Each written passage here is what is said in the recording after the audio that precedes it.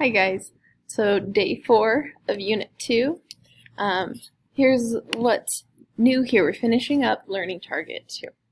Now, we talked about how we can take two vectors and add them together, and that from that we can get a resultant vector. We also have learned that we can break up these vectors into their x and y components. Now the last part of this is taking those x and y components, and we can solve for the resultant vector that way as well. So a and b, when we add them together, then we can break them up into their components, ax plus bx, and you'll get some resulting x, and then ay plus by, you'll get some resulting y, and that would be a resultant vector, the x and y components of that resultant vector. We can use Pythagorean theorem from there to figure out the magnitude of that. Okay. So two weights are pulling on an object in different directions. So see that our vectors pointing that way, and then our vectors pointing this way. And the two vectors a and b is using their component vectors. Sorry, add, that's what I'm missing. Add the two vectors, a and b, using their component vectors. Okay, so let's start by determining what those component vectors are. So I started with a over here first. Something I want you to add to your notes, please put a decimal after the 30 and after the 20. Okay, so we have a sub x and a sub y. Now from the angle opposite of that is y. So that would be 42 sine 30, like sine is equal to opposite over hypotenuse, right? So I'm going to run that.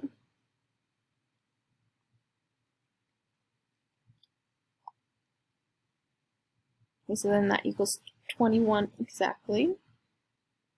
And then we have 42 cosine now, because we want the adjacent.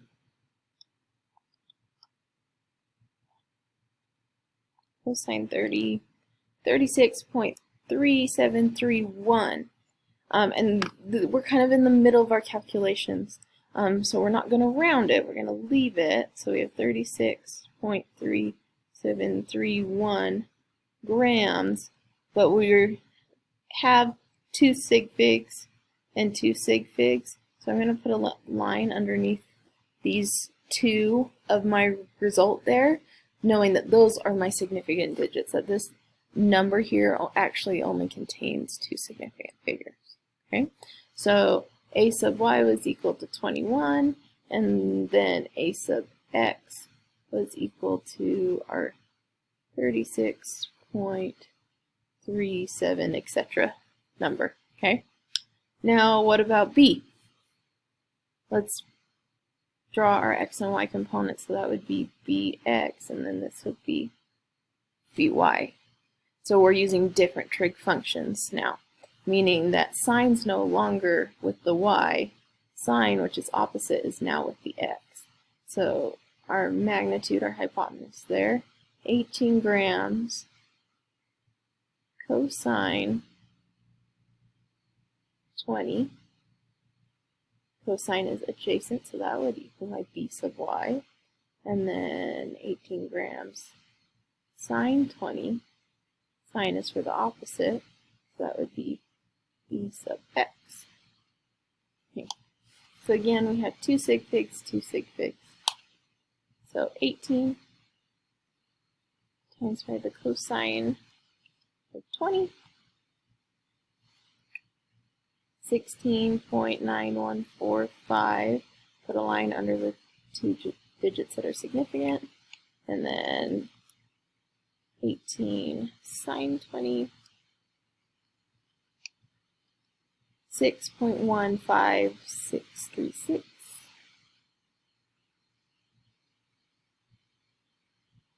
And again, 2 sig figs. Right. So 16, 6.15, our 6.15 number, and then our 16.914 number.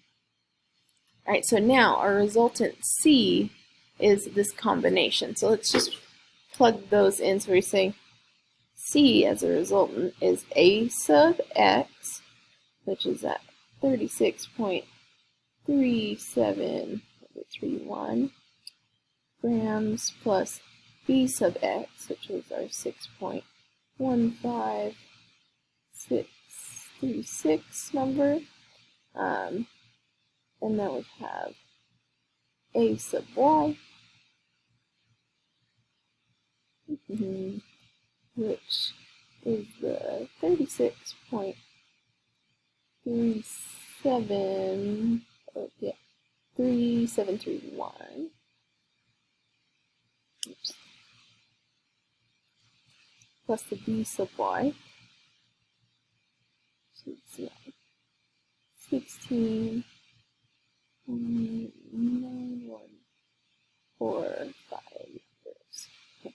And reminding myself, oh wait, where did the 21 go?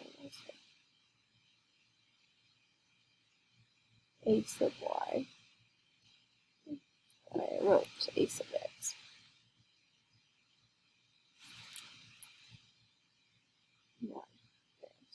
Okay.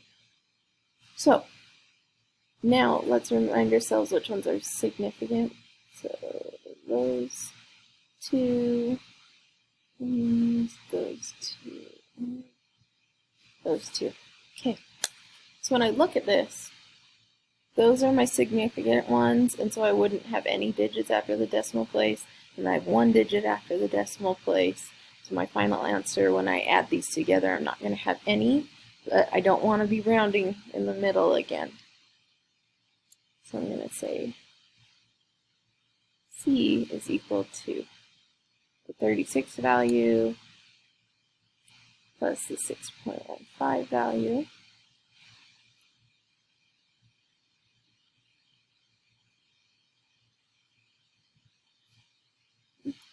And we have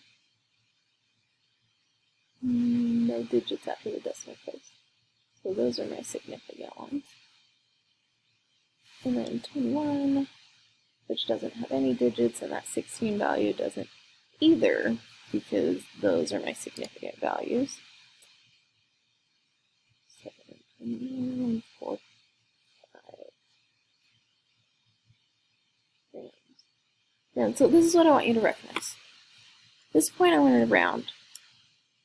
C is equal to C sub x, which is going to be 43 grams, okay? And this is my C sub x value.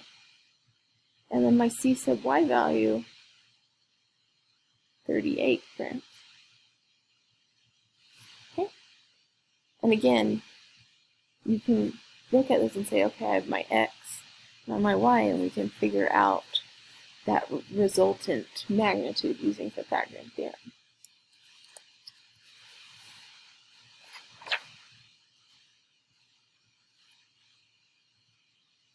Okay, similar concept again. Two weights are pulled on an object in different directions. Add the two vectors A and B using their components. Okay? And then vector addition of the components there to get my C sub x and my C sub y. So give this one a go. Okay? And on the next video, we'll come back and we'll talk through this one together. And we have a few more example problems. Okay? So we'll just have a few more videos with those example problems, and we'll get our notes all filled out. Okay guys, I will see you on the next video.